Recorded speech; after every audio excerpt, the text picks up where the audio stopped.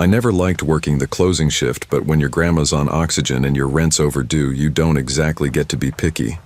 I was 22 when this happened, still living out in Roswell, the real Roswell, not the alien-themed tourist trap.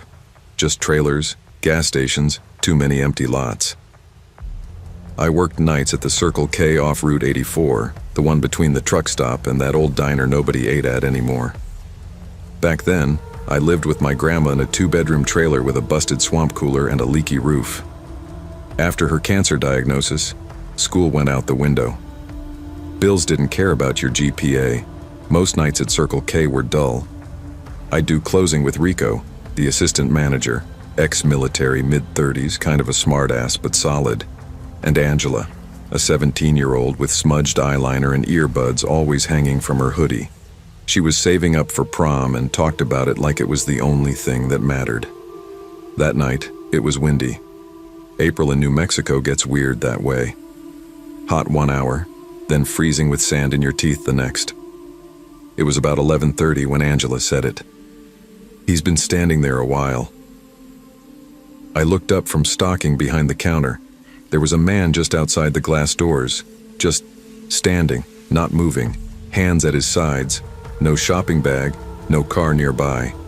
Eyes fixed straight through the glass like he was watching a movie. At first I thought he was homeless. We got a few who came in for coffee or to warm up near the microwave burrito rack.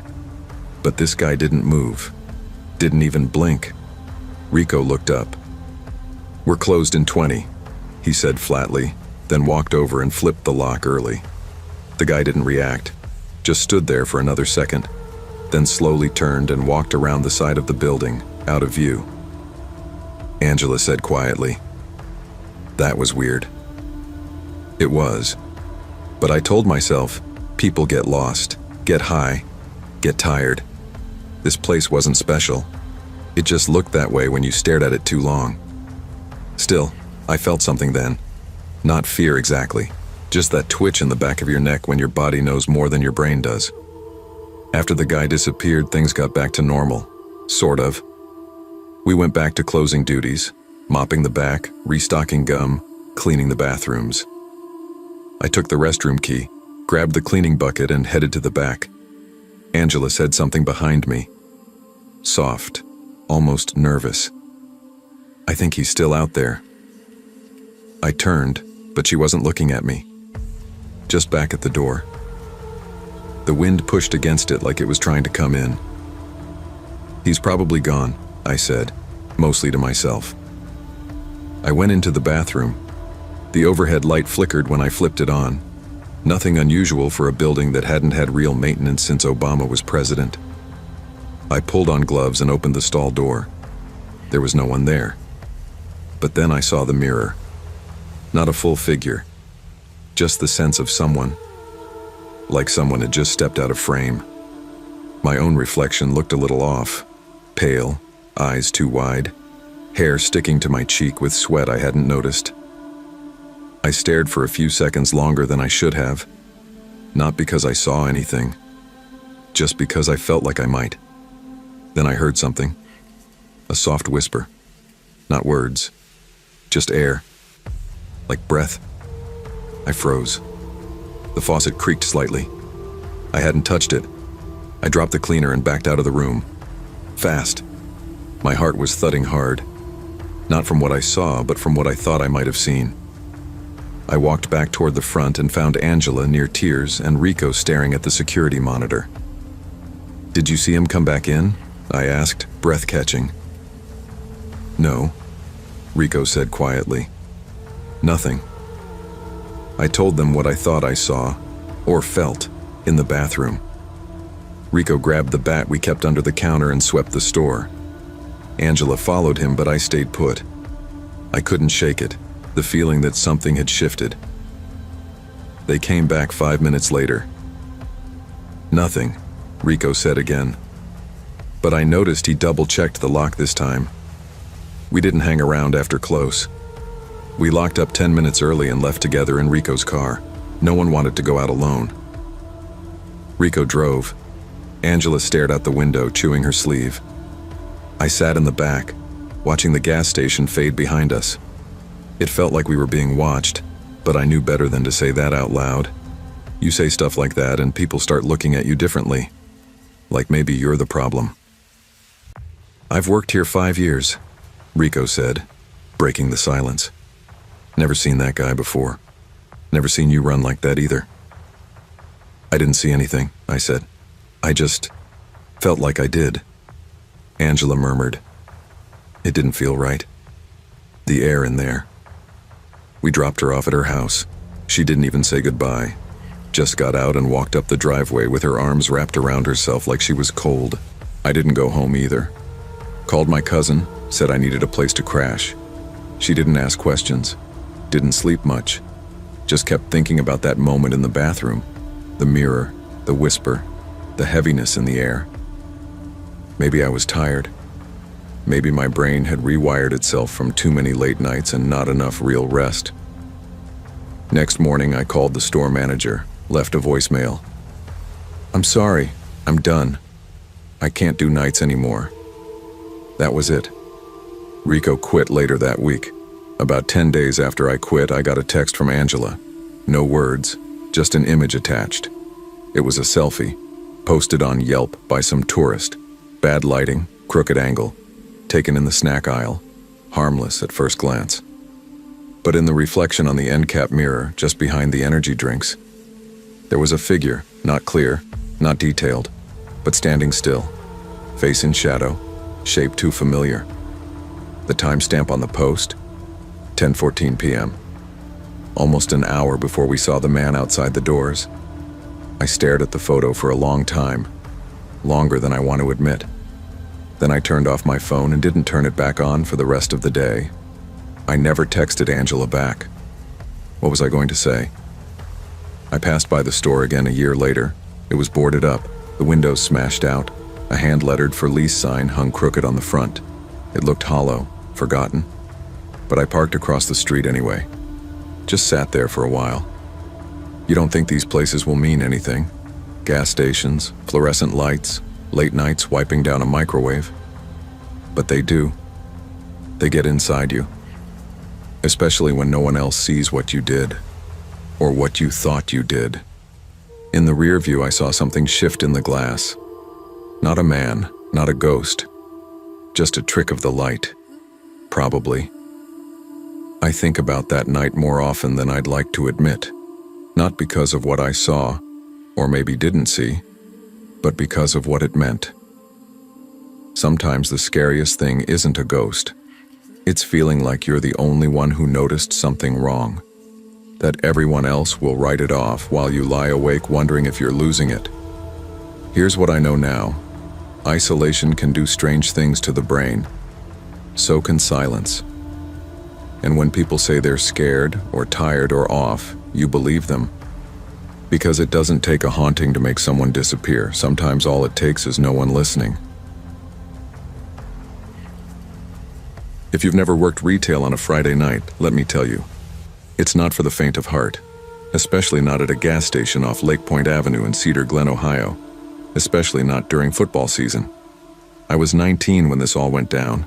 I worked part-time at Circle K, juggling community college classes and helping my mom pay off a second mortgage that we never talk about. My days were a blur of lectures, coffee, and fluorescent lights. I didn't mind the job. It was money. Devin, my usual closing partner, kept to himself. Good guy. Quiet. The kind of person who'd remind you to clock out, then vanish. Every Friday after the home games, the same crew of high school football players rolled in like they owned the place. Shoulder pads half off, cleats clacking on the tile, smelling like sweat and Axe body spray. They never bought much. Mostly harassed the soda machine and flirted with anyone under 30. Zach was their ringleader. Tall, smirky, loud. The kind of kid who'd get voted most likely to get away with it. That night, he swaggered in, grabbed a 44-ounce cup, and made a show of pretending not to pay. "Free refills, right?"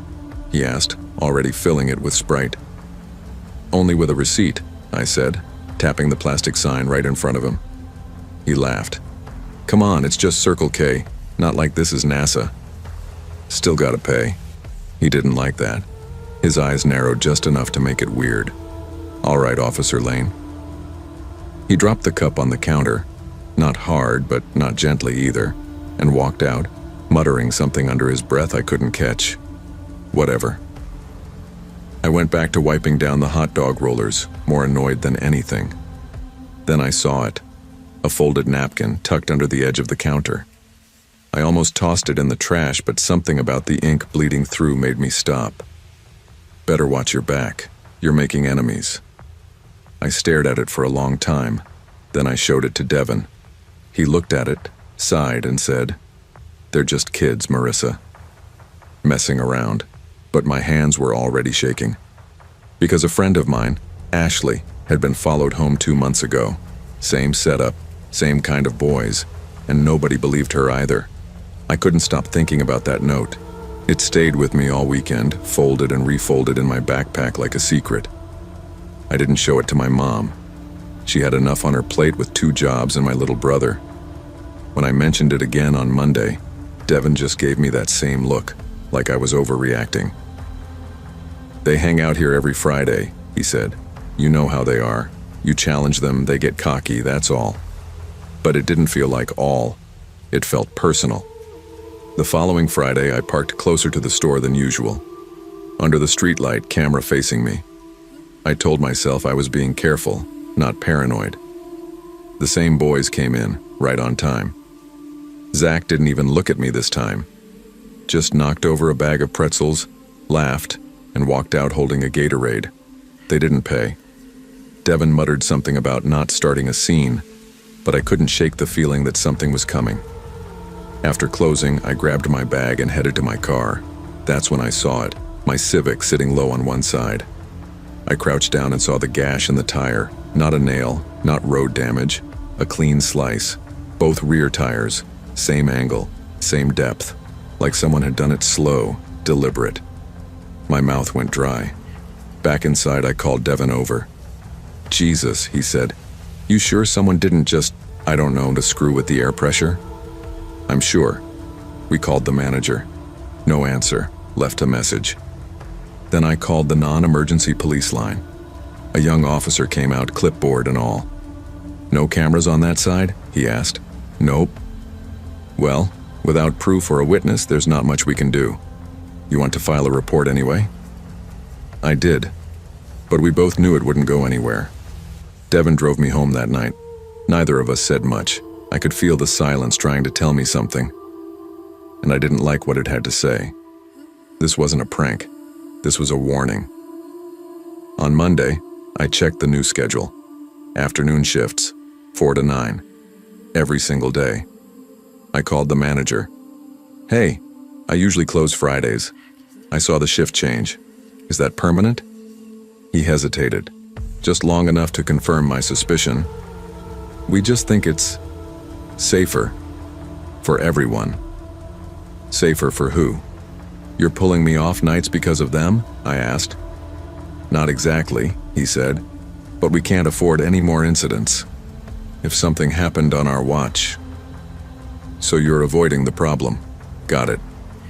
He didn't deny it. That's when I realized I wasn't being protected. I was being pushed aside, quietly, cleanly, like a coffee cup sliding off a counter. Zach and his friends kept coming in, every Friday, still laughing, still loud, still taking whatever they wanted. Sundays are usually my favorite day of the week, not because I do anything exciting, but because of the routine. I've always needed structure. It helps me breathe easier, especially since last semester, when my panic attacks started during finals. Just the thought of walking into a packed exam room made my vision blur and my chest go tight. I'm better now, mostly, but the feeling never fully leaves. Like a sleeping animal you hope doesn't wake up. That's why Sundays matter. Me and Olivia, my roommate and best friend since sophomore year, do errands together. Groceries, laundry, sometimes a walk if the weather's decent. I drive. She picks the music. We stop at Circle K almost every time because Olivia swears they have the best iced coffee under $3, and I always grab sour gummies or trail mix for the week. We'd just finished at Target and were heading back when she said, "Let's swing by Circle K." I forgot my energy drinks. I pulled in without thinking. The lot was about half full, not busy, not empty, the kind of in-between that usually feels safe. Olivia went inside to grab the drinks and check out while I said I'd start loading the trunk with what we bought from Target. I wasn't scared. Not even a little. I wasn't looking over my shoulder. The sun was high. It was the middle of the day. But while I was putting the last case of bottled water in the trunk, I felt it. That sudden prickle like the air had changed behind me. A tight feeling at the base of my neck. I've had that sensation before, usually when something bad was coming. I turned slowly. Across the parking lot, maybe 4 rows down, stood a man. Faded green hoodie, long sleeves, hood halfway up. He was beside a red sedan, leaned against it just slightly, but his posture wasn't relaxed. He wasn't on his phone, wasn't smoking, just watching. Me. It could have meant nothing, but I wasn't so sure. At first I thought maybe I was being dramatic, that maybe this was one of those moments where your brain invents danger because it's wired to. But then he moved. He started walking. Not fast, not like a guy late for work or running from something, just straight, steady, toward me. I reached for my phone, reflex, but realized it wasn't in my pocket. It was inside. I'd left it with Olivia at checkout so she could use my rewards app for the gas points. My stomach turned. My hands were shaking, but I did my best to play it off. I shut the trunk calmly, like nothing was wrong. My keys were already in my hand, the metal cool against my palm. I slid one between my fingers, just like Olivia showed me once. "It's not a weapon," she'd said, "but it's better than nothing." The man didn't stop. I thought about running, but my legs felt rooted to the spot. There were people in the store, cars nearby. If I screamed, someone would hear, right? Still, I didn't scream. I just backed toward the driver's side door and pressed the unlock button. He got within 10 feet before stopping. That's when he said it. Calm, almost casual. "Is that a Honda Civic?"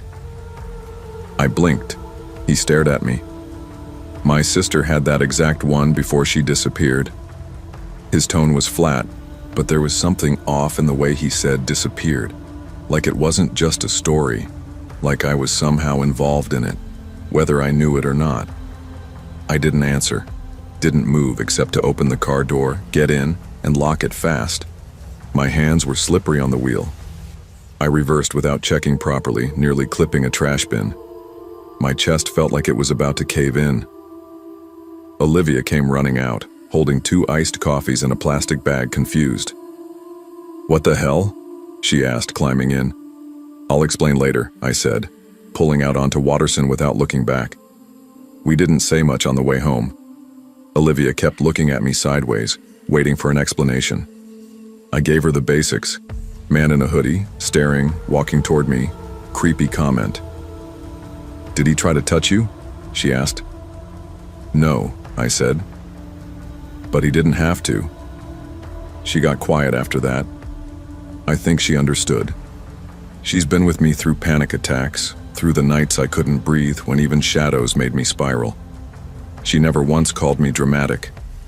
But still, a part of me wondered if I was reading too much into it. People grieve in weird ways. Maybe the car really did remind him of something. Maybe he wasn't a threat. Maybe I projected it all onto him. But that night I couldn't sleep. My ears strained for sounds that weren't there. Every creak in the townhouse made my heart skip. And the next day at lunch I noticed a red sedan parked across the street from campus. Nothing illegal. Just sitting there. Same make. Same faded paint. Coincidence? I don't know. But I parked in a different spot the next day, and the next after that, just in case. By Wednesday, I'd stopped using logic to soothe myself. I needed something tangible, so I went to a car accessory store after class and bought a dash cam. $58.97 plus tax. Worth every penny. The guy behind the counter offered to install it for a fee. I declined. Went home, read the manual twice, and figured it out. Plugged it into the cigarette lighter port, mounted it just above the rear-view mirror, checked the angle 3 times. That night, I slept a little easier. Not because I thought it would stop anything from happening, but because I finally had something recording in case it did. We never went back to that Circle K, not once. I changed my usual Sunday routes, even switched gyms. I told Olivia she didn't have to change anything for me, but she did it anyway. That's who she is. A few weeks later, I saw the red sedan again, this time in the lot near our townhouse. It left after 5 minutes. Again, could have been nothing, but I stopped parking on the street after that. Some people think fear is loud, that it shows up as screaming or running or a horror movie jump scare, but it's not. Not always. Sometimes fear is quiet, subtle. The way your body stays tense in a well-lit parking lot, the way you memorize license plates without realizing, the way you stop going to places that used to feel normal. I never saw the man in the green hoodie again. Not clearly, at least. But every time I walked to my car after that, I double-checked the back seat. Every time I turned the ignition, I glanced at the dash cam light just to make sure it was recording. People say you shouldn't live in fear. I get that. But when something doesn't sit right, when your gut tells you to move, you listen. Because sometimes the danger is real, and sometimes the scariest part is not knowing for sure. Trust your instincts, even when no one else does. Because sometimes your brain isn't overreacting. It's trying to protect you. Better safe, aware, and a little paranoid than silent in regret. They always told me warehouse work wasn't for quiet people. You gotta be sharp, fast, loud on the floor, the supervisor said the day I started. But I've lasted 3 years on the night shift in that massive distribution center just south of Des Moines, unloading crates, scanning boxes, stacking pallets. It's not glamorous, but it's consistent. And I like consistent. Most nights I don't talk to anyone beyond a polite nod or good shift. My feet are sore, my back's usually tight, but when I clock out around 9:30 p.m., I get in my 2009 Camry and head straight to Circle K on Meadowbrook Road. It's not much, but it's my routine. A gas station hot dog, an energy drink, sometimes a warmed-up sandwich. I sit at the stool by the window, the one where I can watch the headlights on the road and feel a little less boxed in. It's the only time I slow down and breathe before heading to my tiny studio apartment. That Friday night, it was colder than usual. March in Iowa can't decide if it's winter or spring. I remember because I had to dig the ice scraper out of the back seat before leaving work. I walked into Circle K, pulled the hood off my head, and immediately noticed something off. There was a man standing by the coffee station. Dark green coat, knit cap pulled low over his ears. He was just standing, not pouring coffee, not looking at the options, just staring at them like they might change. I walked past him, nodded out of habit. No response, not even a blink. Weird, but not unheard of. It's a gas station. People come in half asleep, hungover, high, or all three. I grabbed a sausage, egg, and cheese sandwich from the microwave case, paid in cash, and sat down in my usual seat by the window. Opened the sandwich, unwrapped half, took a bite. That's when I noticed him again. Still hadn't moved. Just standing between the drink machine and the hallway to the restrooms. Every so often he'd take 3 or 4 steps toward the back, then stop, then back again, then stop. Something wasn't right. I've never been the kind of person to assume the worst, but something about this guy's pacing felt different. Too slow, too deliberate. Like he didn't know if he should go in the restroom, or if he'd already been in and forgotten. 10 minutes went by. I was halfway through my sandwich when I saw the employee at the register glance up. She had short blonde hair and a name tag that said Ava. She looked tired, the kind of tired you don't fix with caffeine. "Hey," she called over to the second worker, a younger guy stocking drinks. "Is that dude still back there?" He looked toward the hallway. "Yep." Ava lowered her voice, but I still heard it. "That's the third time this week." "Third time?" I looked back at the man. He was at the edge of the restroom hallway again, staring at the floor. Same blank expression. No blinking. His hands were in his coat pockets, sleeves too long, like they'd been chewed up or stretched. Then, bang. It sounded like a trash can or maybe one of those plastic wet floor signs hitting the wall. Loud, sharp. Then silence. Both employees froze. Ava set the phone down and started walking toward the back. I stood up, sandwich in hand, unsure if I should follow or just leave. Then I heard her say, "Oh my God." She stopped dead in the hallway. I walked slowly toward her. I didn't want to intrude, but I also didn't want to pretend I didn't hear that noise. She turned slightly, and her face looked pale under the fluorescent lights. "Call 911, she said. Her voice was flat, too calm to be okay. I leaned and looked down the hallway. The restroom door was half open, and I saw legs sticking out. The man was on the ground, face up, blood slowly pooling under his head, and just beside his hand a folded piece of paper. Ava stepped away, covering her mouth. I didn't move. I just stared at that note on the ground. The paper was wrinkled, stained. Looked like it had been in his pocket for days. A corner was torn. I didn't pick it up, but I could read the writing from where I stood. Thick, uneven black letters written in marker. "Tell them I tried to be normal." That's it. That's all it said. The younger worker called the cops. Ava leaned against the drink cooler, arms crossed, her breath shallow. "I knew something was wrong," she said, more to herself than anyone. "He just kept coming back." While we waited for the ambulance, I learned the guy's name was Lucas Moran, 40-ish, maybe 39. No fixed address. He'd come in a few times over the last few weeks. Never bought anything, never said much, just hung out near the restrooms or stared at the hot dog machine for 20 minutes. "He asked me once what time the sky changes color," Ava said. "I thought he was just high." When the police arrived, I stepped back, gave a quick statement, told them what I saw, how he didn't speak, just paced. The EMTs took their time. They didn't rush in like on TV. They walked in slow, calm, quiet. That's how I knew there was no emergency left, no saving.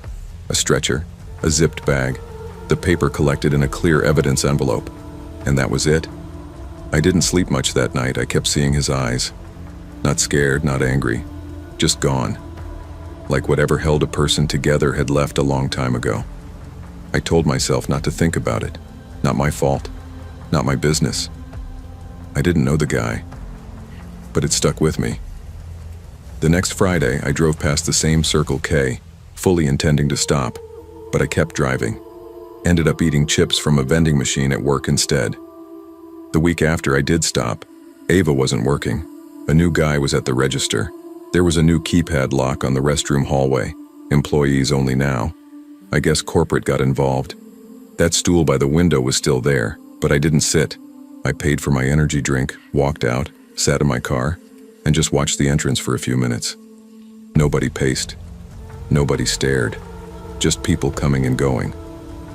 But the silence in that building still felt heavy, like it remembered him. It's been 3 months now. I still work the same warehouse shift. I still grab gas station food more often than I should, but I haven't sat at that Circle K window since that night. Some nights when the warehouse is quiet and I'm folding boxes alone, I think about Lucas, about that note. Tell them I tried to be normal. There was something heartbreaking in the way he wrote it. Not angry, not dramatic, just resigned. Like he wanted anyone, to understand that he did the best he could.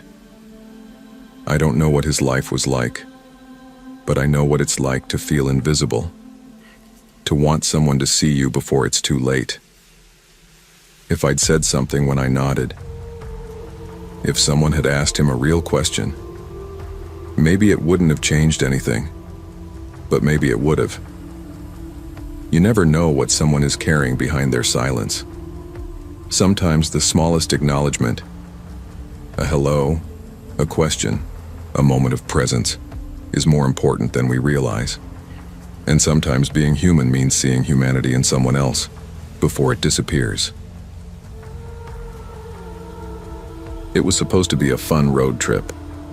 Just me and Tessa, a full tank of gas, and an excuse to get out of Indiana for a few days.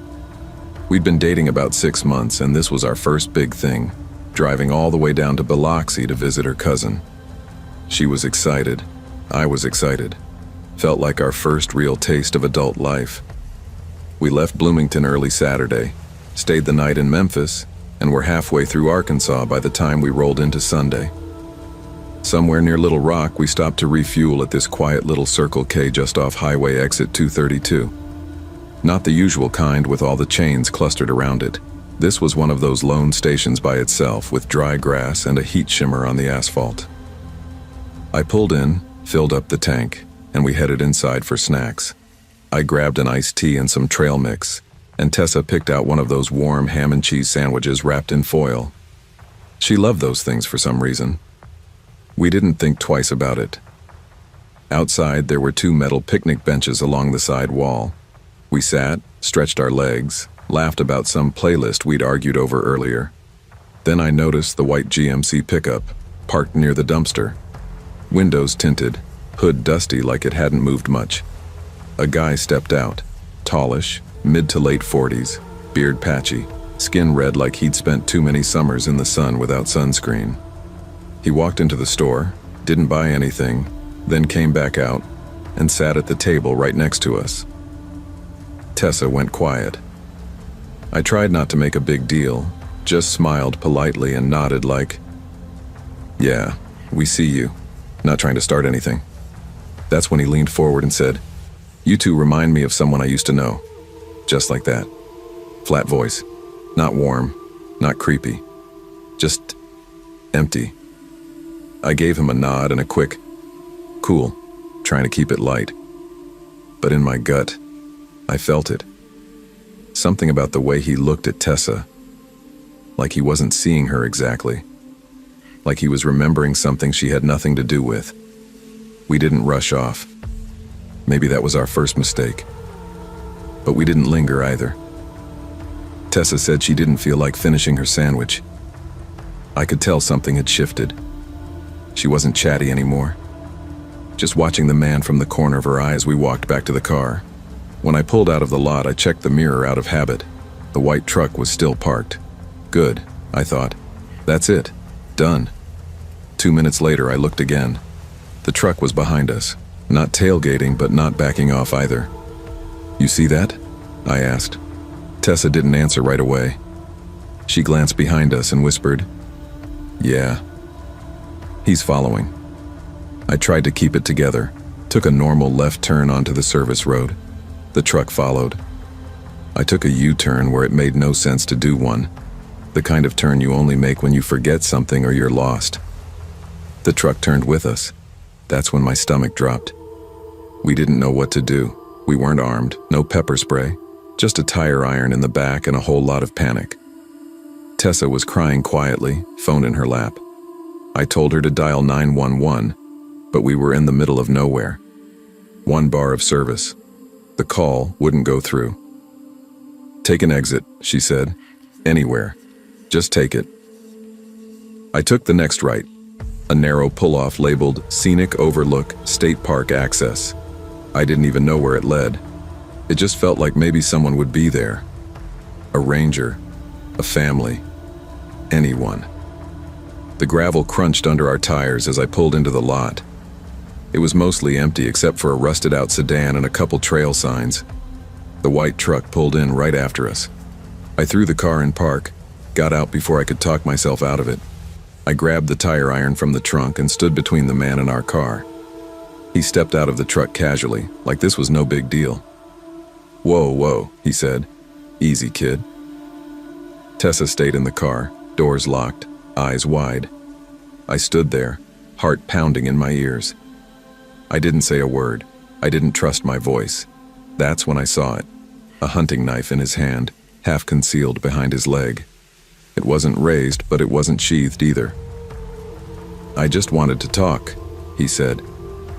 "She looks like someone I knew, that's all." I took a step forward, pointed the tire iron at the ground between us. "You've been following us for 20 minutes, I said. Stay back." The man's face shifted, like a switch, from calm to agitated. His shoulders squared. He stepped forward. One step, two. I swung once, not at him, but hard enough to send a message. The sound of metal against gravel cracked like thunder. That's when we both heard it, a voice behind us. "Put it down. Now." It was a ranger, walking down from the trailhead, radio in hand, hand resting on his hip. The man froze, didn't drop the knife right away. I said drop it. This time he obeyed. The ranger called it in, walked us away slowly. His tone shifted once we were clear, more concerned than angry. "You two got lucky," he said. "Man's been reported before. No warrant stuck, always just off the line." The cops showed up 20 minutes later. The man, Roy Holden, didn't resist. He barely said a word. When they searched his truck, they found more than we expected. Empty food wrappers, maps, a half-filled journal with bizarre notes and dates. But the thing that hit hardest was the photo they pulled from his glove box. A Polaroid, old and faded, of a young couple. The guy looked a lot like me, right down to the messy hair. The girl, not Tessa, but close. Same brown hair, same frame, same smile, except hers was strained. And in the photo, she had a black eye. Tessa didn't say anything when they showed it to us, just stared at it like it was something out of a bad dream. I watched her clutch her arm and slowly set her uneaten sandwich on the car seat like it didn't belong in her hands anymore. One of the officers muttered something about mental health, about prior reports from other states. But it didn't matter. We knew what could have happened. We knew we got out just in time. Back on the road, neither of us spoke for almost an hour. It's been 6 months since that trip. We made it to Biloxi, but we left early. Couldn't really relax after what happened. Tessa doesn't like road trips anymore. She drives to work and class, that's it. She keeps pepper spray on her keychain now and checks the back seat before getting in. As for me, I don't stop at out-of-the-way places anymore. Not if I can help it. I plan gas stops ahead of time, stick to daylight hours, fuel up when I hit half a tank. Just in case. Sometimes, though, in certain parking lots or when someone stares too long, I feel it again. That dry Arkansas air. That flat voice saying, "She looks like someone I knew." It sticks with you. The scariest part isn't that it happened. It's how easily it could have gone another way. Trust your instincts. Even when it feels like overreacting, it's better to be safe than sorry. Not everyone you meet is dangerous, but the ones who are don't always come with warnings.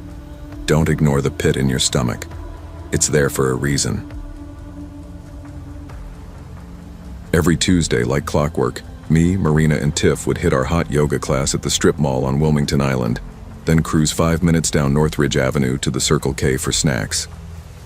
I don't know when it became tradition, probably sometime in junior year when everything else started feeling heavy. College apps, parents fighting, and trying to hold it together in a town where nothing really changes. Miss Cynthia always greeted us with her bright smile and called us my girls. She was that mix of southern charm and sass, and she always knew our favorites. Glacier Freeze for Marina, sour gummies for Tiff, and kettle chips for me. She made the place feel warm, even when it smelled like burnt coffee and pine cleaner. But the day she wasn't there, something felt off. He stood behind the counter, a tall, wiry man with pale skin and huge, glassy eyes, like a frog. That's what Tiff whispered the second we got back in my car. Froggy, total froggy vibes. He barely blinked, barely spoke. just muttered prices under his breath and stared too long, like he wasn't sure what people were for. At first, we figured he was just tired or new. We've all had off days. But Froggy kept showing up, week after week. Never friendly, never mean, just weird. He'd forget to bag your stuff unless you reminded him. He'd chuckle at nothing. One time he smelled the Gatorade before handing it over, I swear. Tiff said maybe he was on something. Marina said maybe he had a head injury. I told myself to stop being dramatic, but I still missed Miss Cynthia. We never asked where she went. That was our mistake. One Tuesday we went earlier than usual. Yoga got canceled because of a plumbing issue, so we hit Circle K around 6:30 instead of 7:15. Still hot out, that late Georgia sun pressing down on the lot. Inside it was dead, no other customers. The coolers hummed loud. It smelled weird, like burnt plastic and something metallic. Marina went to the fridges, Tiff made a beeline for the snack wall, and I headed to the counter with my usual kettle chips and a white chocolate protein bar. Froggy was there, of course. He didn't say hi. He never did. He scanned my stuff without looking down. Then he just held the bag out. But he didn't let go. His hand stayed wrapped around the plastic like it was glued there. His eyes locked on mine, big and glassy. "You like chicken, don't you?" he asked. My mouth went dry. "What?" He didn't repeat it. Just smiled. That kind of smile you see on people who laugh at their own thoughts. And turned around, fiddling with the receipt printer like nothing happened. When we got to the car, I tossed the bag in the back seat and sat in silence. I didn't even want to open the chips.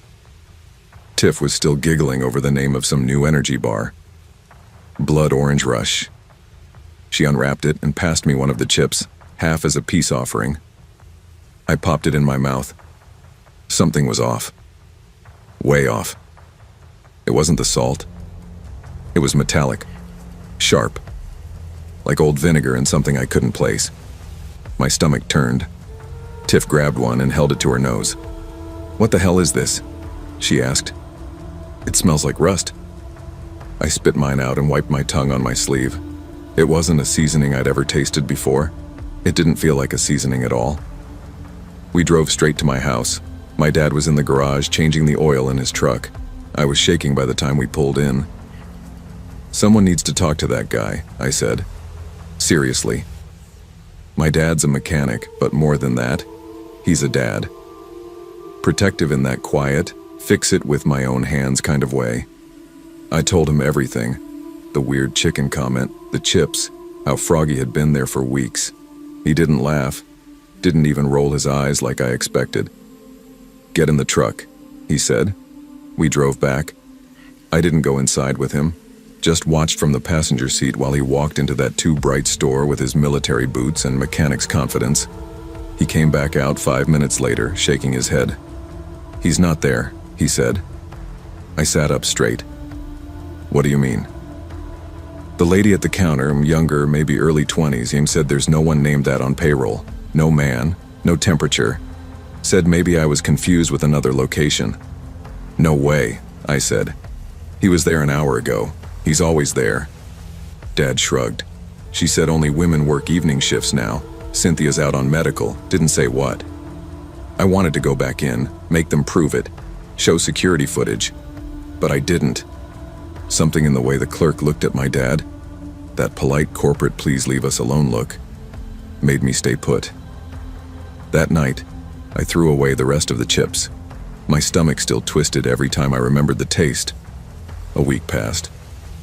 We started going to a different Circle K, 10 minutes farther out, but cleaner and brighter and, most importantly, Froggy-free. We didn't talk about him much. Part of me hoped it had been some freak moment, a glitch in reality, something we'd laugh about later when we were older. Then the postcard arrived. It came to my house. No return address. Just my name, Isabel Jordan, written in shaky red ink. The front was a cartoon drawing of a chef holding a platter. I flipped it over, scrawled across the back, in uneven handwriting. "I'll cook something better next time." My hands went ice cold. I ran inside and showed it to my mom. She thought it was a prank, my dad didn't. He called the post office, then the cops. A report was filed, but with no return address and no name. Nothing really came of it. I stopped going anywhere alone after that. Marina offered to drive us all the time now. Tiff deleted our Snap Map locations.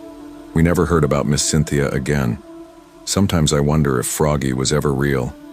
I know that sounds stupid. We saw him, week after week. His big bug eyes, the way he hovered, how he never blinked. But the postcard made me realize something worse. Maybe we weren't the first girls he watched. Maybe we just happened to notice.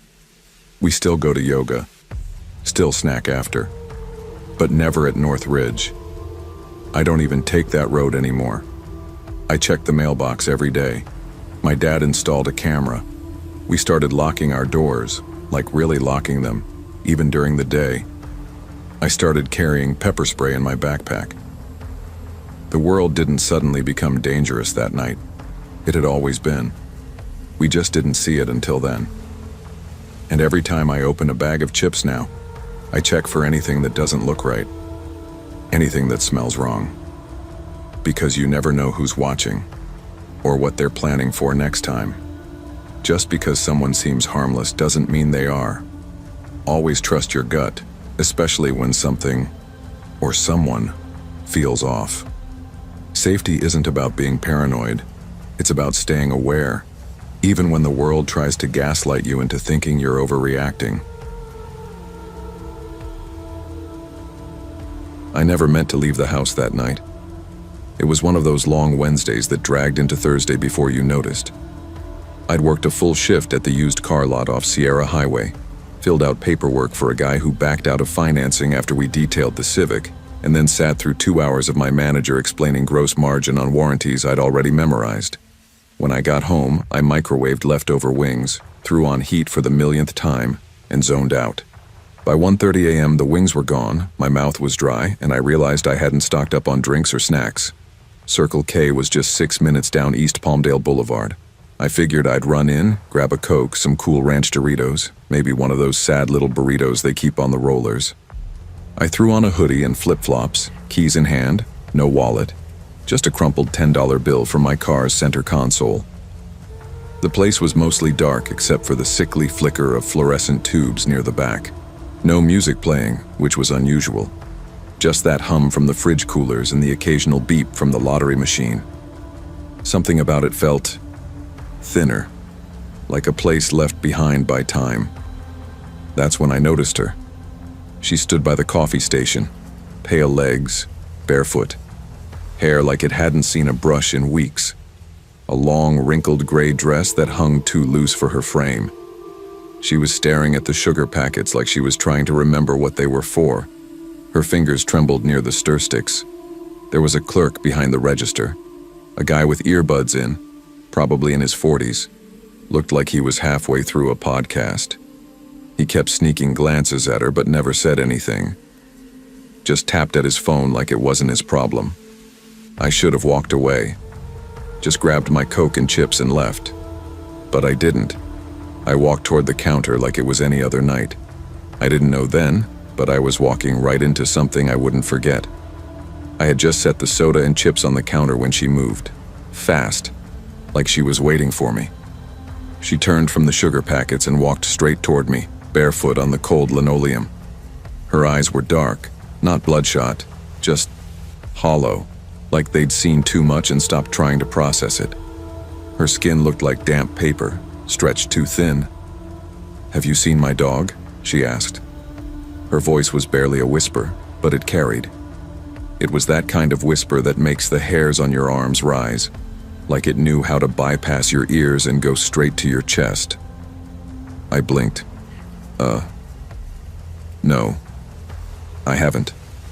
What kind of dog? He's a Chihuahua, black and white. His name's Benny.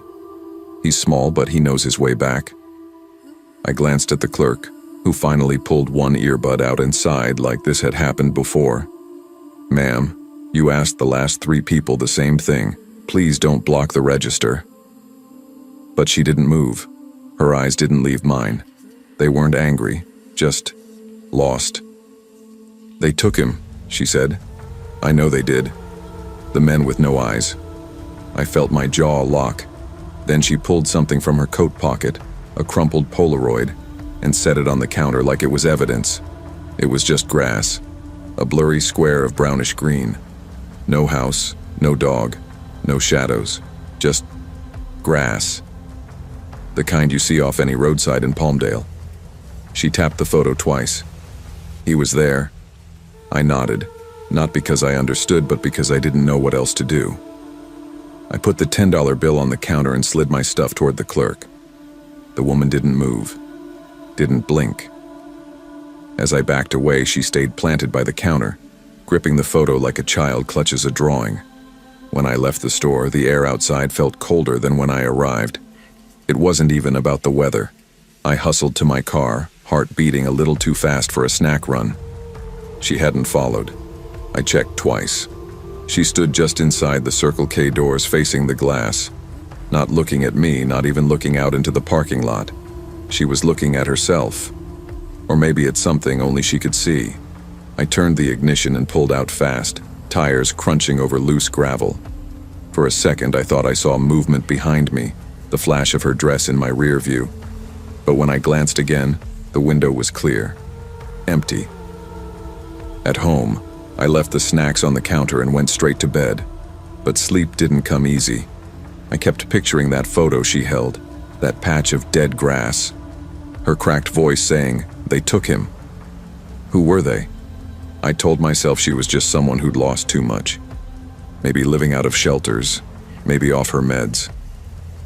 That kind of sadness makes people strange. I knew that. But it didn't explain how still she was. How that empty store had felt more like a waiting room for something wrong than a convenience store. I didn't go back for 2 nights. But I couldn't get her out of my head. It was Sunday when I finally went back. During daylight this time. The sun was out and families were pumping gas. It felt normal. No flickering lights, no cold air that didn't match the forecast. I bought gum and asked the morning cashier, a younger guy with glasses and a friendly face. "Hey, that woman, kind of thin, pale, barefoot, long gray dress. You know who she is?" He paused, then gave a slow nod. "Yeah, she's been coming around off and on for years, mostly at night. Doesn't hurt anyone. Used to live across the street before they tore those houses down for the Dollar Tree." "What's her story?" I asked. He hesitated, chewing his lip. "She had a son, 5, maybe 6 years old. Got hit crossing the road out here, drunk driver, real bad scene. Happened around midnight. She had a little dog too, Chihuahua. Same night, dog ran off during the chaos. Neither came back. I didn't say anything. Didn't need to." He added quietly, "She started showing up every few weeks. Always talks about the dog. Sometimes the boy, sometimes the photo." I left the gum on the counter. Didn't need it anymore. I never saw her again.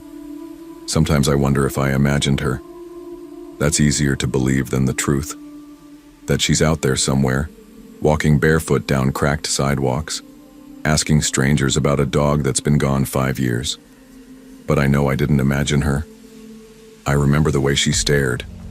Not at me, through me. Like I was just the latest ghost she needed to talk to. And I remember that photo. That empty patch of grass.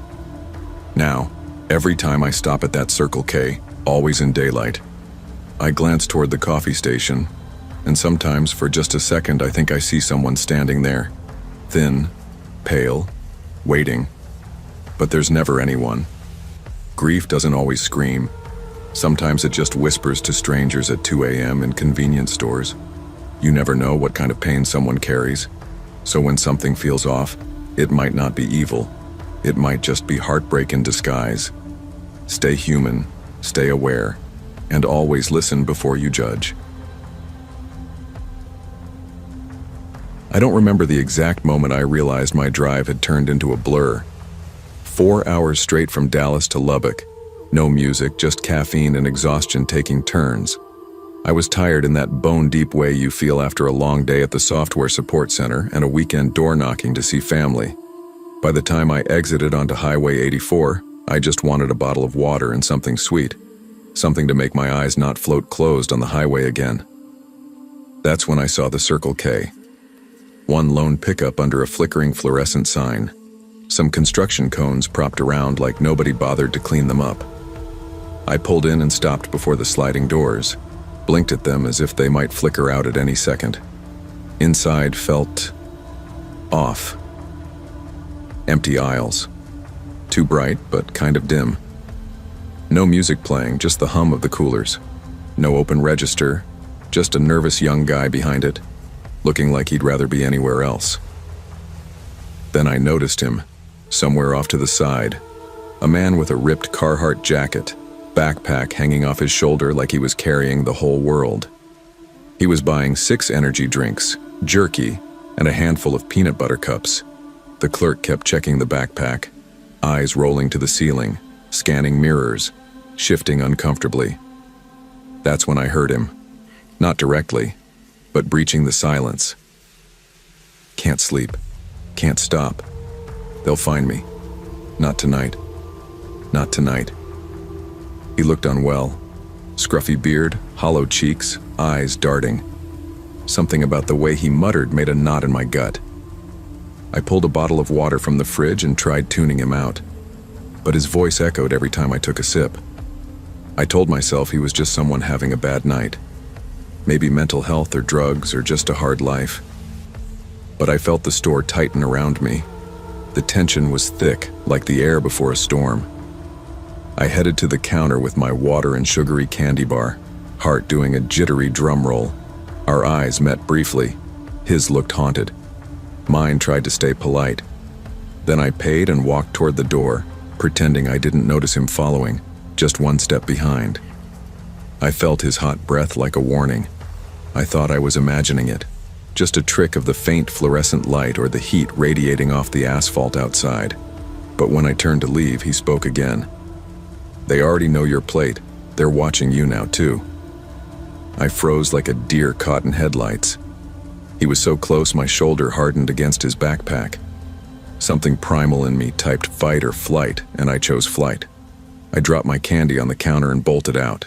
The clerk barely even glanced up, just said, "Have a good night, man," like he'd heard worse. I didn't say anything. I just got out. Outside it was quiet, sweaty. The night smelled like dust and something mechanical. I jumped into my car and cranked it. The engine roared louder than my heart. I reversed fast and backed onto the service road. Didn't look back. But in my peripheral I saw him, standing by the door, just sitting on the sidewalk next to the ice machine, legs cross-legged, whispering to himself. Just waiting. Like this was his spot, part of his routine. I stared for a second, then turned and drove off before my brain even fully caught up. I couldn't go home yet, not with that thought in my head. So I drove, just sat in circles around the area, checking the rear view every 30 seconds. Bright lights, dark lights, stop sign lights. I watched all of them. Each reflection felt like potential eyes on me. I called my roommate and explained it all over the phone without breathing. Dude, I'm not making sense, but something was wrong. He followed me. He said they know your plate. She went quiet, then said, "Get somewhere safe before man mode shuts off." So I grabbed coffee at a 24-hour diner and asked for hot water just to hold. Half an hour later I went home. But sleep didn't come easy. I lay in bed staring at my ceiling fan, thinking about his backpack. What was in it that made him so nervous, so desperate? Morning came with sunlight I almost resented. I went to work, eyes shifting every time a stranger entered the office. That afternoon I got a call from Circle K's night manager. He said the man hadn't been seen since. Said apologies, probably just a creepy customer. I didn't know what I expected, but I felt relieved and angry. They might not report it, but I lived it. Then, 2 days later, local news popped up on my feed. Police had found a suspicious backpack under a highway overpass just 2 blocks from that Circle K. They cordoned off the area for public safety. No details given.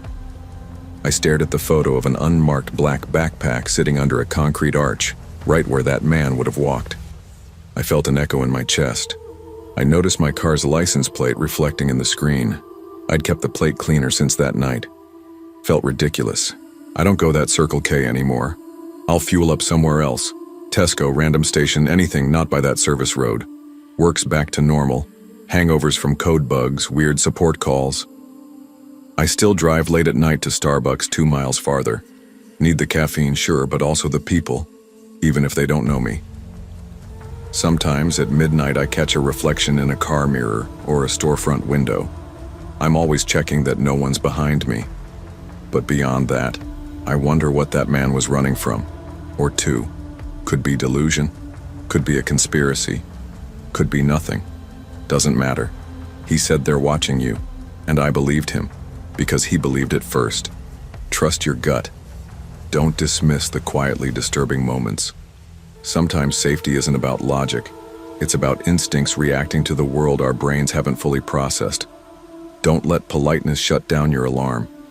If someone's fear pushes a normal person into circles at midnight that fear matters, stay aware, stay alive.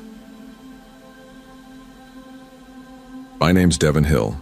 Back in late 2022, I was 19, juggling general ed courses at a local community college and working a dishwashing job at Pete's Diner, right across from a Circle K on Sargent Road in Indianapolis. I wasn't doing anything glamorous, just trying to stay ahead on bills and avoid moving back in with my mom. Pete's wasn't fancy. The kitchen was always hot, the shifts long, and the manager, Mick, had this used car salesman vibe. He acted friendly, called everyone big man or rock star, but deep down you knew he'd sell you out the minute it got inconvenient. It was a Tuesday. Gray skies, cold drizzle all morning. I was halfway through drying trays when Mick called me into his little office. The place smelled like microwave sausage and old cologne. He leaned back in his chair, cracked knuckles and grinned. "Dev, my guy," he said. "Kitchen's over by 2 guys this week. Take a few days off. You've earned it." I hesitated. "You sure? I could pick up shifts instead." "Nah," he said, brushing it off. "We're just trying to avoid overtime. Nothing personal."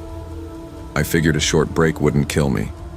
I clocked out, grabbed a fountain drink from Circle K, and stood under the overhang, waiting for my sister to pick me up.